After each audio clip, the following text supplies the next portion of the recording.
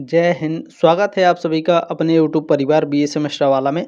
आज के इस क्लास में हम लोग कवर करने वाले हैं बीए सेकंड सेमेस्टर सोशोलॉजी यानी समाजशास्त्र का ये प्रीवियस ईयर का क्वेश्चन पेपर है। ठीक है, 2024-25 शास्त्र का किस किस यूनिवर्सिटी के लिए इम्पोर्टेंट है और आपके एग्ज़ाम कब हो गए हैं बीए सेकंड सेमेस्टर के, इन सारी चीज़ें के बारे में हम लोग जानने वाले हैं। ठीक है, तो ये जो क्वेश्चन पेपर है उत्तर प्रदेश में जितने भी यूनिवर्सिटी हैं जैसे डीडीयू है, सिद्धार्थ यूनिवर्सिटी, लखनऊ यूनिवर्सिटी, बीयू झांसी है, राजा महेंद्र प्रताप सिंह विश्वविद्यालय है, राम मनोहर लोहिया अवध विश्वविद्यालय है और एक नया कॉलेज आप लोगों का खुला है पाटेश्वरी। ठीक है, वो कॉलेज हो गया मासा कुंभरी यूनिवर्सिटी। जहाँ यहाँ पर देखें मैंने नाम लिख रखा है, कुछ नाम छूट गए होंगे, उसको लेकर के चिंता आपको नहीं करना है। आप उत्तर प्रदेश में किसी भी कॉलेज में पढ़ रहे हैं और या फिर उससे अफिलेटेड कॉलेज में पढ़ रहे हैं, आप इस क्लास को अटेंड कर सकते हैं। आपके पेपर का नाम है society in India structure organisation and change. ठीक है, चलिए क्लास को स्टार्ट करते हैं।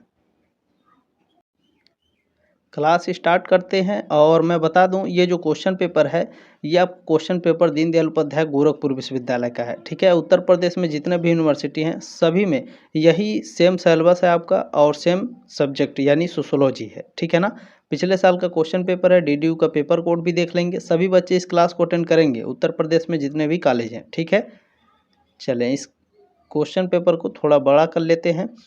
चले इसमें देखें, पहला क्वेश्चन आपसे पूछा गया है भारतीय समाज प्रकृति से है, भारतीय समाज प्रकृति से बहुलवादी है। ठीक है, ऑप्शन नंबर ए करेक्ट है। क्वेश्चन नंबर पहले का आपके दिमाग में क्वेश्चन आएगा, सर जी बहुलवादी क्या होता है?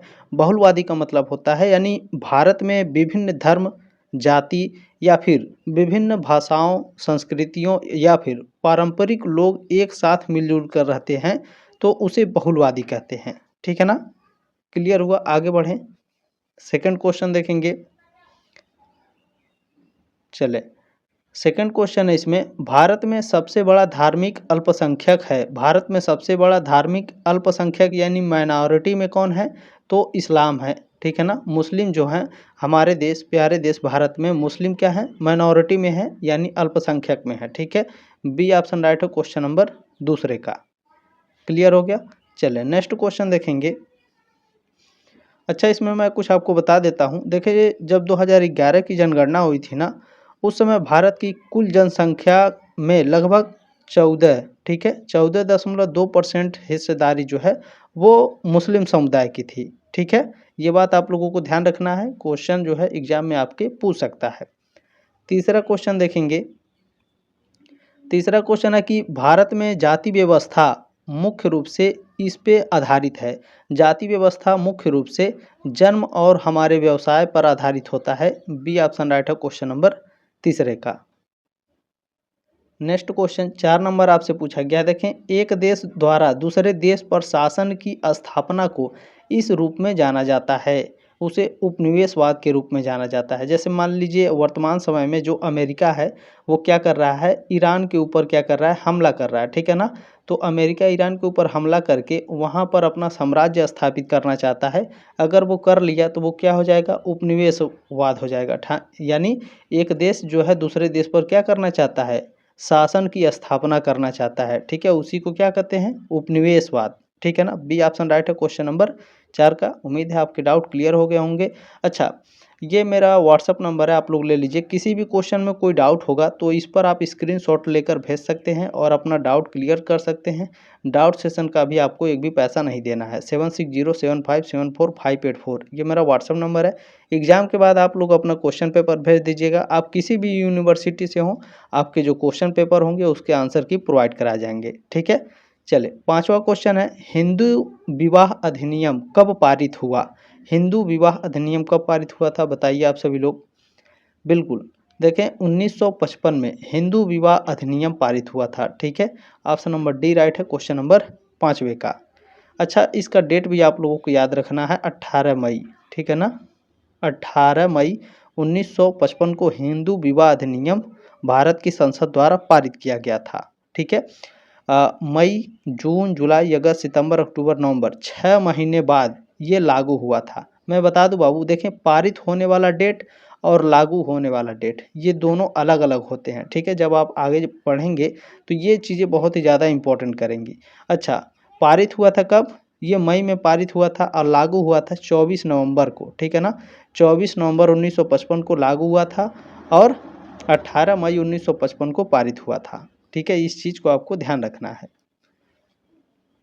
चलिए नेक्स्ट क्वेश्चन है 6 नंबर, संयुक्त परिवार टूटने की प्रक्रिया कहाँ से शुरू होती है।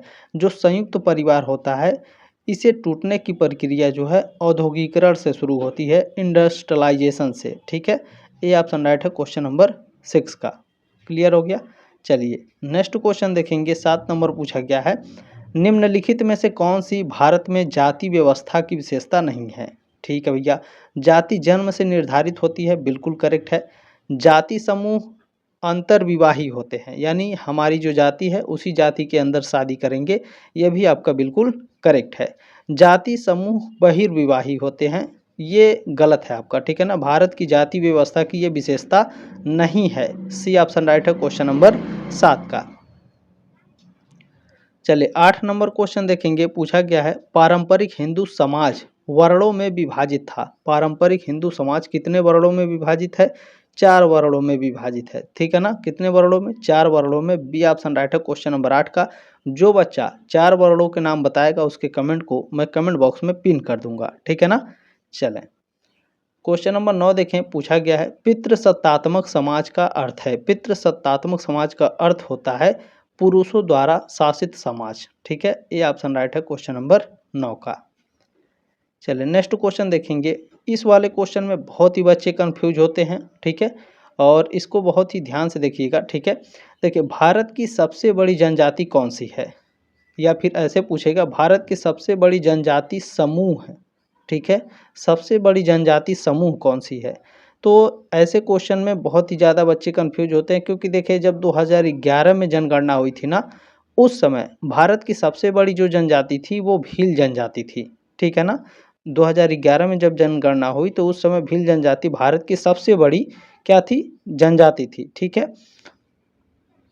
उस समय जो ये जाति थी उसका 38% हिस्सा योगदान देती थी भारत की जो जनता थी उस समय, जो जनगणना हुई थी उस समय की। अच्छा, ये इस चीज़ को लेकर के कई सारे डाउट हैं, जैसे भारत की सबसे बड़ी जनजाति समूह कौन सी है, तो गोंड जनजाति आपकी राइट आंसर हो जाएंगे, ठीक है। तो इस चीज़ को लेकर के बहुत बच्चे कंफ्यूज रहते हैं, ध्यान रखिएगा, ठीक है।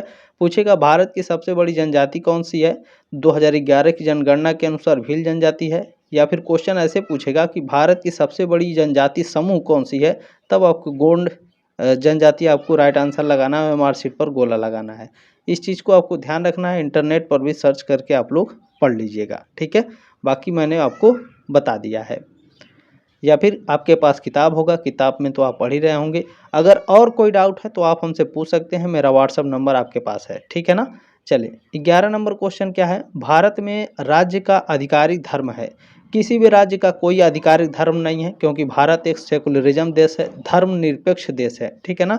तो कोई नहीं, डी ऑप्शन आपका राइट हो जाएगा क्वेश्चन नंबर 11 का। यानी जैसे देखें पाकिस्तान है तो पाकिस्तान क्या है, मुस्लिम देश है, लेकिन हिंदुस्तान क्या है, यहाँ पर किसी भी कोई धर्म आधिकारिक धर्म यहाँ पर नहीं है, ठीक है ना। चले नेक्स्ट क्वेश्चन क्या है, किसने कहा, ये स्टेटमेंट किसका है कि मनुष्य एक सामाजिक प्राणी है। तो अरस्तु ने कहा था कि मनुष्य क्या है, एक सामाजिक प्राणी है। 12 का ऑप्शन नंबर ए करेक्ट हो जाएगा। चलिए नेक्स्ट क्वेश्चन 13 नंबर देखें। 13 नंबर क्वेश्चन पूछा गया है, निम्नलिखित में से कौन सा वर्ग गांवों में मौजूद नहीं है। किसान वर्ग गांव में है, बिल्कुल। मजदूर वर्ग भी हैं, जमींदारी वर्ग भी है। मिडिल क्लास फैमिली जो है गांवों में वर्तमान समय में नहीं, ये शहरों की ओर पलायन कर चुके हैं। तो डी ऑप्शन आपका राइट हो जाएगा क्वेश्चन नंबर 13 का, ठीक है। चलिए आगे बढ़ेंगे हम लोग, नेक्स्ट क्वेश्चन देखेंगे। देखिए क्वेश्चन नंबर 14 है कि वैश्वीकरण की विशेषता क्या है। सबसे पहले क्वेश्चन आपके दिमाग में आएगा, गुरुजी वैश्वीकरण क्या होता है। तो वैश्वीकरण को इंग्लिश में ग्लोबलाइजेशन बोलते हैं, ठीक है। ग्लोबलाइजेशन एक ऐसी प्रक्रिया है जो विश्व की विभिन्न अर्थव्यवस्थाओं को एक सूत्र में बांधती है। इसके अंतर्गत आर्थिक, राजनीतिक और सामाजिक स्तर पर राष्ट्रों के बीच दूरियां कम हो जाती हैं, ठीक है ना। क्लियर हो गया। तो वैश्वीकरण की विशेषता क्या है, वैश्विक निगमों का विकास होता है, अंतर्राष्ट्रीय मंच पर एक दूसरे के बीच मित्रता बढ़ती है, ठीक है ना। अधिग्रहण और विलय भी होता है। उपरोक्त सभी डी ऑप्शन आपका राइट हो जाएगा क्वेश्चन नंबर 14 का। चलिए नेक्स्ट क्वेश्चन देखेंगे। 15 नंबर क्वेश्चन में एरर है, ध्यान से देखिएगा। राष्ट्रीय योजना समिति की स्थापना वर्ष में की गई थी। किस वर्ष राष्ट्रीय योजना समिति की स्थापना की गई, ठीक है ना। नेशनल प्लानिंग कमेटी, इसकी स्थापना कब करी गई थी? 1938 में करी गई थी, ठीक है ना। ऑप्शन में आपकी है नहीं है। सबसे नज़दीक कौन सा है? 1939 है, तो बी ऑप्शन आपका यहाँ पे करेक्ट हो जाएगा, ठीक है ना। इस चीज़ को आपको ध्यान रखना है। राष्ट्रीय योजना समिति जो नेशनल प्लानिंग कमेटी है, इसकी स्थापना 1938 में हुई थी। ऑप्शन में नहीं रहेगा तो एमआर शीट पर गोला 1939 लगाइएगा, ठीक है ना। अच्छा, एक और चीज़ आपको याद रखनी है, प्लानिंग कमीशन योजना आयोग कब आया था, ये भी आपके एग्जाम में पूछता है। योजना आयोग, ठीक है ना, योजना आयोग ये भारत में कब आया था? तो ये भारत में आया था 15 मार्च 1950 को, ठीक है ना। तो ध्यान रखिएगा, योजना आयोग भारत में 1950 में आया था और राष्ट्रीय योजना समिति 1938 में आई थी, ध्यान रखेंगे, ठीक है। चलिए नेक्स्ट क्वेश्चन देखेंगे, क्या पूछा गया है। भारतीय जनजातियों द्वारा बोली जाने वाली जनजाति भाषा है। भारतीय जनजातियों द्वारा बोली जाने वाली जो जनजाति भाषा है वो ऑस्ट्रिक भाषा है। ऑस्ट्रिक यानी, अभी मैं बता रहा हूँ, बी ऑप्शन आपका इसमें करेक्ट हो गया। ऑस्ट्रिक यानी यह जनजाति समूहों द्वारा बोली जाने वाली सबसे प्रमुख भाषा श्रेणियों में से एक है। इसमें संथाली, मुंडारी, हो, खासी जैसी भाषाएं शामिल हैं। मध्य भारत और पूर्वी भारत, इसमें कई जनजातियां इसी परिवार की भाषाएं बोलती हैं, ठीक है ना। ऑस्ट्रिक भाषा बोली जाती है भारतीय जनजातियों द्वारा, ध्यान रखिएगा, बी ऑप्शन आपका करेक्ट हो जाएगा, ठीक है। क्लियर हो गया, आगे बढ़ें। भारत की जनजाति आबादी द्वारा सबसे ज़्यादा व्यापक रूप से संथाली बोली जाती है। संथाली जो है वो ऑस्ट्रो एशियाई यानी ऑस्ट्रिक भाषा परिवार का हिस्सा है। ये चीज़ आपको याद रखनी है बाबू, ठीक है ना। आगे चलें, देखिए नेक्स्ट क्वेश्चन है कि चिपको आंदोलन की शुरुआत की रक्षा के लिए की गई थी। चिपको आंदोलन की शुरुआत कब हुई थी? सबसे पहला क्वेश्चन यही आएगा। चिपको आंदोलन की शुरुआत कब हुई थी? 1973 में, ठीक है ना। चिपको आंदोलन की शुरुआत 1973 में, कहाँ? उत्तराखंड के चमोली जिले में, ठीक। किसके लिए की गई थी? तो ओक और रोडोडेंड्रॉन के जंगलों को बचाने के लिए की गई थी, ठीक है ना। आगे बढ़ें। सुंदरलाल बहुगुणा ने इसकी शुरुआत करी थी, ये भी आपको याद रखना है। चलिए नेक्स्ट क्वेश्चन है, अनेकता में एकता वाक्यांश किसने गढ़ा? अनेकता में एकता किसने कहा था? पंडित जवाहरलाल नेहरू ने कहा था अनेकता में एकता, ठीक है ना। अच्छा, ये किस पुस्तक में कहा था, ये भी पूछ सकता है। तो पंडित जवाहरलाल नेहरू की एक पुस्तक थी द डिस्कवरी ऑफ इंडिया, इसी पुस्तक में उन्होंने अनेकता में एकता का वाक्यांश दिया था, ठीक है। चलिए 19 नंबर क्वेश्चन देखेंगे। 19 नंबर क्वेश्चन है, निम्नलिखित में से कौन सा संयुक्त परिवार की विशेषता नहीं है? संयुक्त परिवार की विशेषता कौन सी नहीं है? तो देखें, संयुक्त परिवार में सामान्य संपत्ति होती है, कॉमन प्रॉपर्टी, कॉमन किचन होता है, लिमिटेड साइज नहीं होता है संयुक्त परिवार में, यानी जॉइंट फैमिली में जो है लिमिटेड साइज नहीं होता है। सी ऑप्शन आपका राइट है। क्या है इसकी विशेषता? नहीं है जॉइंट फैमिली की, लिमिटेड साइज, ठीक है, सीमित आकार। क्लियर होगा, 19 का सी ऑप्शन आपका राइट है। अगला क्वेश्चन देखिएगा, 20 नंबर पूछा गया है, निम्नलिखित में से कौन मातृवंशीय परिवार प्रणाली का पालन करता है? तो जो केरल के नायर है, केरल के नायर एक जनजाति है, ये मातृवंशीय परिवार प्रणाली का पालन करता है। ऑप्शन नंबर 1 करेक्ट है क्वेश्चन नंबर 20 का, ठीक है। आगे बढ़ें। चलिए अगला क्वेश्चन भी बहुत ही अच्छा है, ध्यान से देखिएगा, ज़्यादा कठिन नहीं आया था पेपर। देखें, मैं अलग अलग यूनिवर्सिटी के जितने भी हैं, मैं कोशिश करूंगा सारे यूनिवर्सिटी के पेपर मैं दे दूंगा। ये आपका अपना ही चैनल है, सब्सक्राइब करके सपोर्ट जरूर करेंगे, ठीक है। भारत का सबसे बड़ा धार्मिक समुदाय कौन सा है? हिंदू भारत का सबसे बड़ा प्रेजेंट टाइम में धार्मिक समुदाय है। ये ऑप्शन आपका राइट है क्वेश्चन नंबर 21 का।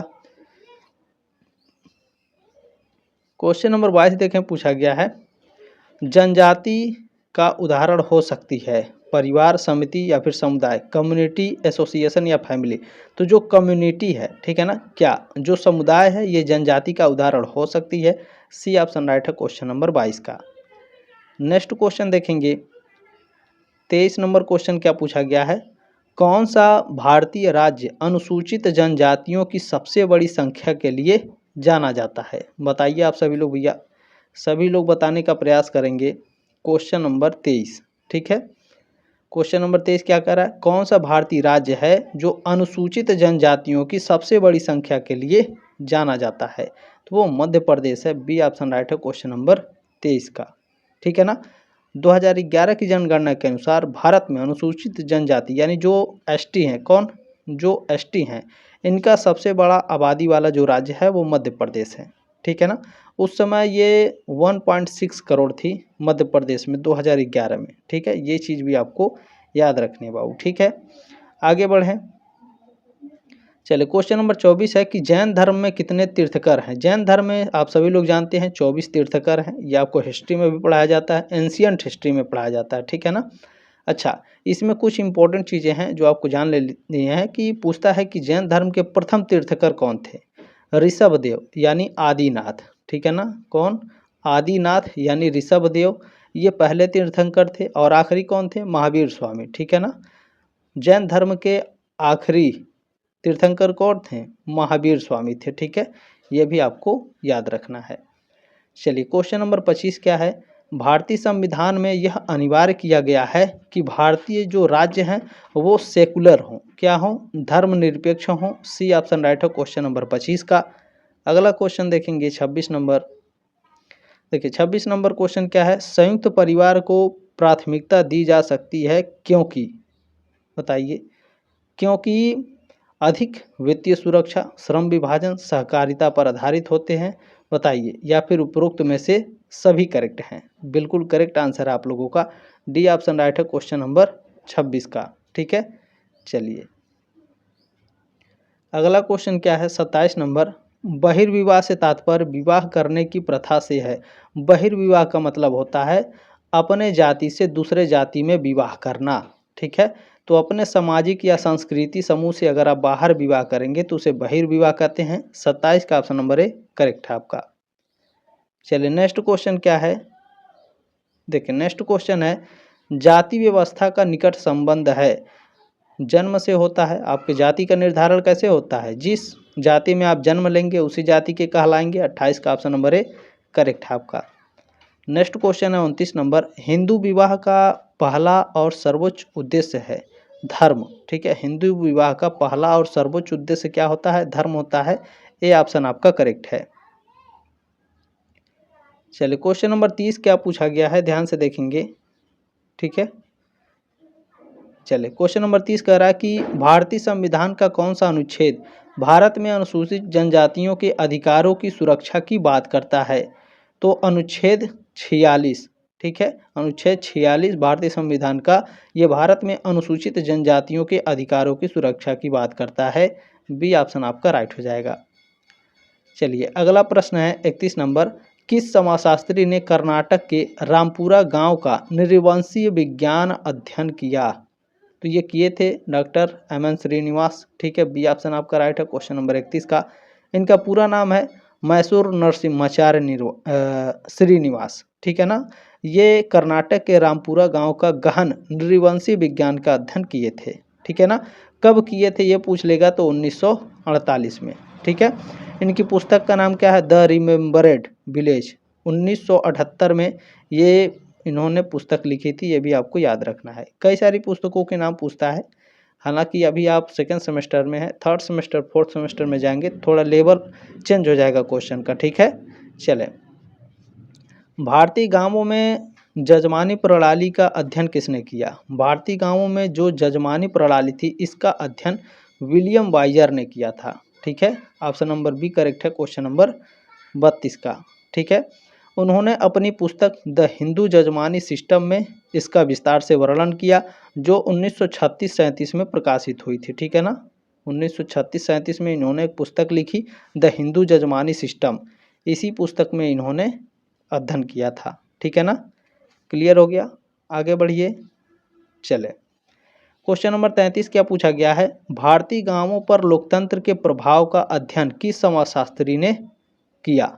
तो एम.एन. श्रीनिवास ने किया था, ठीक है। 33 का ऑप्शन नंबर ए करेक्ट है आपका। चलिए नेक्स्ट क्वेश्चन क्या है, क्वेश्चन नंबर 34 पूछा गया है रूरल सोशोलॉजी इन इंडिया, ये एक पुस्तक का नाम है और पूछ रहा है किसने लिखा है। AR देसाई ने लिखा है, ठीक है। डी ऑप्शन आपका करेक्ट हो जाएगा क्वेश्चन नंबर 34 का। प्रकाशित कब हुआ था रूरल सोशोलॉजी इन इंडिया पुस्तक?